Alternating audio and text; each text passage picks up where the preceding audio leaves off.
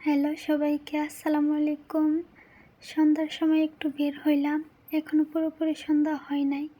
একটু আকাশটা মেঘলা মেঘলা, একটু দিনটাও অন্ধকার হয়ে আছে। সন্ধ্যা এখনই হয়ে যাবে। আর বাহিরে অনেক বাতাসও ছিল। আর আমার হাঁটতে একটু ভয় লাগে, কারণ আমি কুকুরকে অনেক ভয় পাই।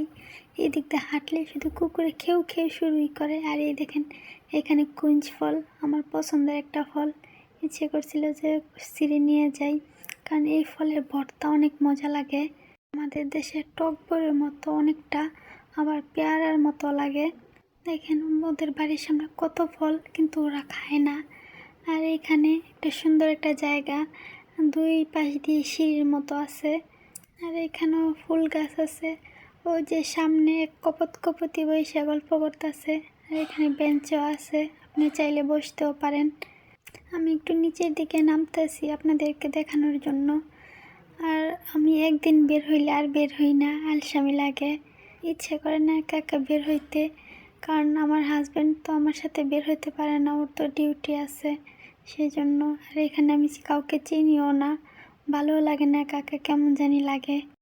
যদি পরিচিত কেউ থাকতো হয়তো হাঁটতে ভালো লাগতো। আপনাদের সাথে কথা বলতে বলতে আমি নিচে নেমে গেছি। আর এখানে আমি দেরি করি নাই, আবার উপরের দিকে উঠে যাব, কারণ সন্ধ্যা হয়ে আসছে।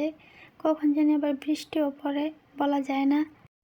তারপরে আবার হাঁটতেছি, দেখেন এখানে ময়ূরের মূর্তি দেওয়া, মূর্তি বানানো। আবার এইখানে দেখেন কুইঞ্জ ফুল অনেক বড় বড় ছিল।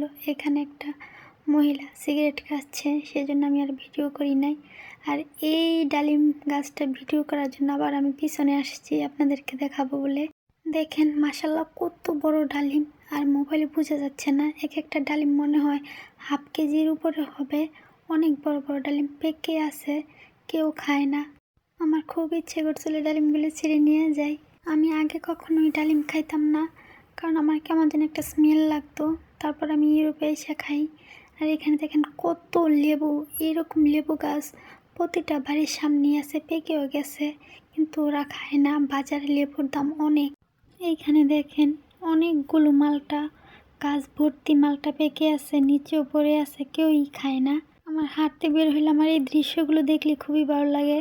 তারপর আমি সুপার শপে আসলাম, এক বোতল পানি নিলাম।